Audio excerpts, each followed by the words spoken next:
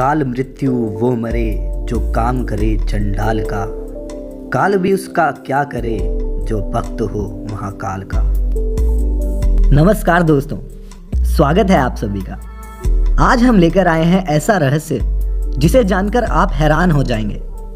ये वीडियो है महाकाल के रहस्य की। हम मिलकर जानेंगे क्यों कहा जाता है भगवान शिव को कालों का काल महाकाल।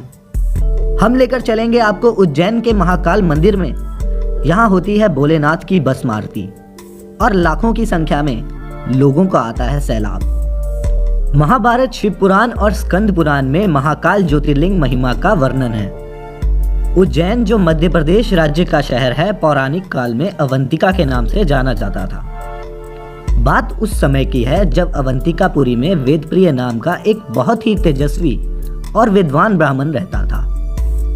वेदप्रिय सब लोगों के साथ शिव भक्ति में लीन रहते और वैदिक कर्मों के अनुष्ठान में लगे रहते थे।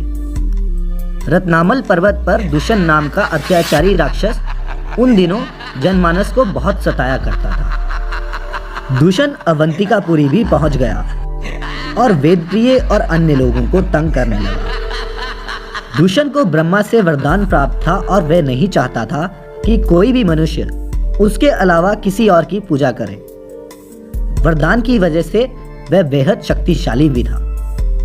अपनी शक्ति के बल पर उसने हर जगह त्राही मचा रखी थी। उनके भयंकर उपद्रव से भी शिवभक्त ब्राह्मण बंधु भयभीत नहीं हुए। अटूट आस्था रखने वाले ब्राह्मण शिव पूजन करके शिव ध्यान में लीन हो गए।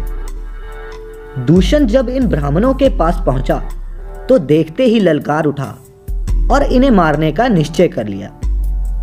उसने ज्यों ही भक्तों के प्राण लेने हेतु शस्त्र उठाया, त्यों ही शिवलिंग की जगह एक गंभीर आवाज के साथ एक गड्ढा उत्पन्न हो गया और तत्काल ही उस गड्ढे से भयंकर और विकट रूपधारी भगवान शिव प्रकट हुए। भगवान शिव ने अपनी हुंकार मात्र से ही उस राक्षस का नाश कर दिया।